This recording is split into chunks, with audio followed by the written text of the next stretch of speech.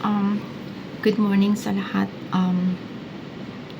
Gagawa ako ng video ngayon kasi marami ang nagtatanong sa akin about kung magkano na yung sahod ko dito sa Bahrain. Magkano ang sahuran dito sa Bahrain? Kung magkano na yung sahod ko. Marami kasing nagtatanong sa akin sa Facebook. So, pero dito ako gumawa ng ano pa yan, ng video kung magkano ang sahuran. Una-una, sabihin ko muna kung ano yung Bahrain. Ang Bahrain, maliit lang siya na bansa. Napakaliit lang siya, parang isang city lang siya. Pwede mo siyang maikot sa isang araw. Dito, napaka-rare ang mga kaso ng mga like mga hold up, mga patayan, mga barilan, wala dito. Napaka-rare dito, walang snatching. Kahit magsuot ka dito ng gold, doble-doble, wala silang mga pake. Dito, normal lang yan sa kanila. Kaya kami dito, kapag lumabas kami, doble-doble yung mga alahas namin. Walang mag-hold up sa'yo. Kahit iwan mo yung mga cellphone mo, walang kukuha yan dito. Except lang kung kapwa mo mismo. Minsan kukunin nila. Tapos, ang mga tao dito, mga Bahraini, mga mix na rin.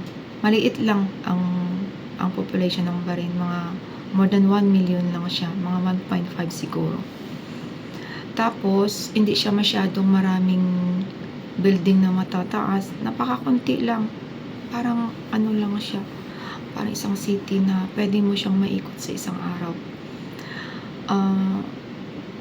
About sa mga Bahraini, okay naman sila, hindi naman sila masyadong barbaro katulad sa ibang lugar na nabalitaan yun na grabe talaga. Hindi naman. Okay naman sila dito. Tapos, paano pagpunta dito sa Bahrain? Pareho sa Saudi, sa Kuwait, sa Singapore, sa Hong Kong, kailangan mo lang mag-apply sa mga agency dyan sa Pilipinas, or pwede kayong mag-message sa akin kasi may kaibigan akong nagtatrabaho sa agency. So, marami na rin akong natulungan ng mga kababayan natin na makapunta dito. At least yung napipilian ba sila ng mga amo kung gusto nilang ganun. Marami na rin akong natulungan kasi meron akong kaibigan na bali secretary sa agency. Yung mga medical, mga lahat ng gastusin, sagot na yan ng employer. Ang sagot mo lang is your passport at saka mga expenses mo dun sa Maynila. Ganon. Then, kapag nag-apply ka na sa agency, siguro mga hintayin mo siguro mga 2 months or more. Depende kung makita ka agad ng employer kung magustuhan ka nila. Ngayon, magkano ang sahuran ng mga first timer dito sa Bahrain? Dito, kapag first timer ka, 150. 150 times 151. Ngayon, 151. Depende yan sa rate, kung magkano ang rate. So, iyan ay mga 22,000 plus. Kapag housemate ka ha, pero kapag mga skilled worker ka, like nagtatrabaho sa mga salon, sa mga coffee shop, sa mga sales lady, medyo mahal yan, pero sagot mo ang lahat. Kwarto mo, pagkain mo. Yung iba nag-o-offer ng transportation, libre yan, pero mostly lahat sagot mo yun. Kahit ni toothpick mo, bibilihin mo yan kapag nasa labas ka. Medyo mataas, pero yun nga lang, bawi naman doon sa rent mo. Mahal dito mga rent, may tag 7,000 pesos, ganun. Depende kasi sa rate, sa kwarto na kukunin mo. Kung medyo malaki, mahal. Medyo maliit, big space ka lang, yun, mura lang siya. Ngayon, sa mga housemaid,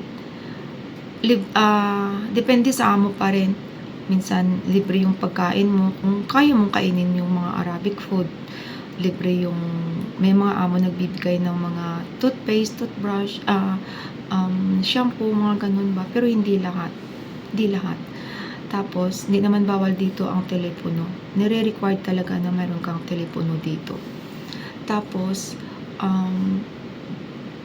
minsan, nag-o-offer din ang mga amo ng libre na wifi para sa'yo. Tapos, may mga amo din na hindi nagbibigay ng Wi-Fi password nila. So, bibili ka talaga ng data mo. Medyo mahal lang din ang data dito, more than 1,000 pesos sa atin. Tapos, ang day off, naman, depende pa rin sa amo. Pero bago ka mag-apply, tanungin mo kung magbibigay siya ng day off sa'yo o hindi. Minsan, may mga natulungan din ako nagbibigay ng day off. Yung iba, every week. Yung iba naman, once a month. Depende sa usapan nyo. So, bago ka mag-agree sa kanya na kukunin ka niya, tanungin mo muna kung nagtatrabaho ba siya, kung ilan yung mga anak. Kasi, mas maganda na yung amo mo nagtatrabaho tapos may iwan ka lang sa bahay. Mas maganda yun. Then, tanungin mo rin siya kung magbibigay siya sa'yo ng day off. So, depende na rin sa'yo kung mag-yes ka or no. Pero kapag hindi ko i-recommend kapag bata ka pa, hindi ko i-recommend ang Bahrain kasi mababa lang ang sahuran dito. I-recommend ko talaga yung ibang bansa like Hong Kong, Singapore kasi medyo mataas doon at saka may chance kang pumunta ng ibang bansa pa like Canada or Europe. Or Taiwan, pwede kang pumunta ng Taiwan. Pero kung wala ka ng choice, wala kang pera pang gastos, pang apply dito sa Middle East, pwede ka na rin dito. Maka 22,000 na rin, bawasan mo ng mga pagkain, mga ano pang gusto mong bibiliin para sa sarili mo kasi hindi naman lahat libre bibigay ng amo.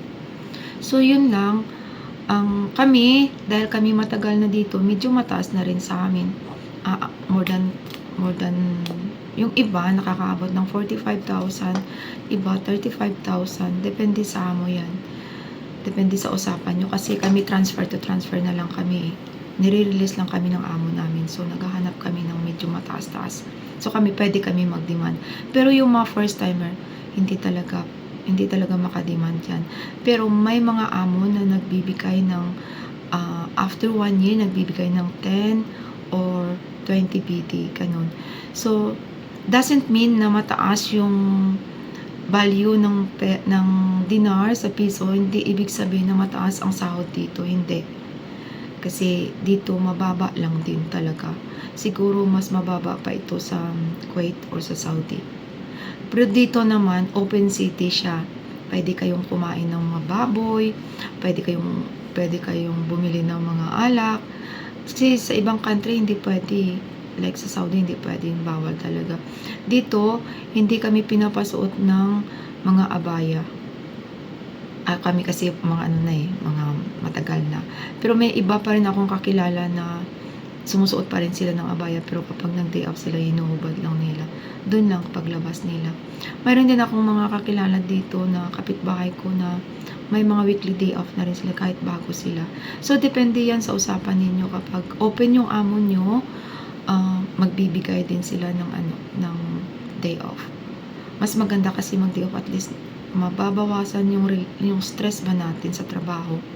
Kasi kapag katulong ka dito, mahaba ang oras mo. Mahaba ang oras at kunti lang yung pahinga. Katulad namin, mahaba yung oras. Aabot ako ng 16 hours.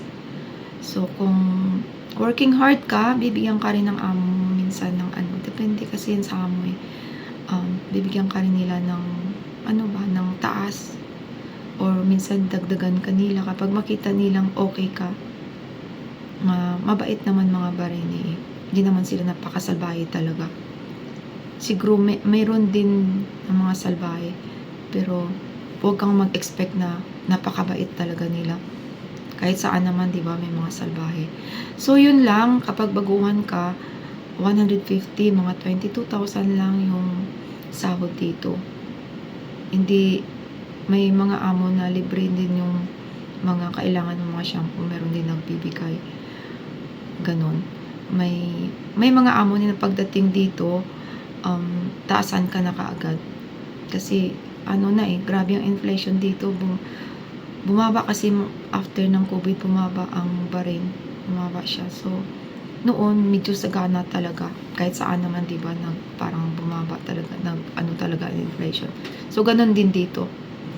Anyway, so, ganun lang.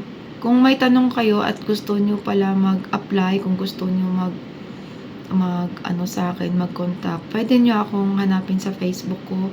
Yung Facebook account ko is Maria Teresa Sasi, S-A-S-I.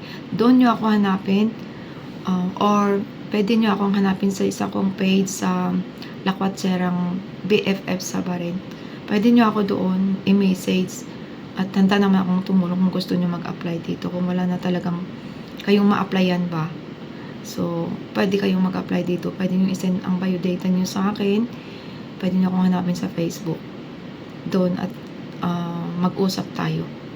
Okay, thank you so much. Yun lang. Kung may katanungan kayo, pwede kayong magtanong sa comments at sasagutin ko as much as I can. Okay, so thank you so much. Thank you everyone. Thank you for watching. Bye bye.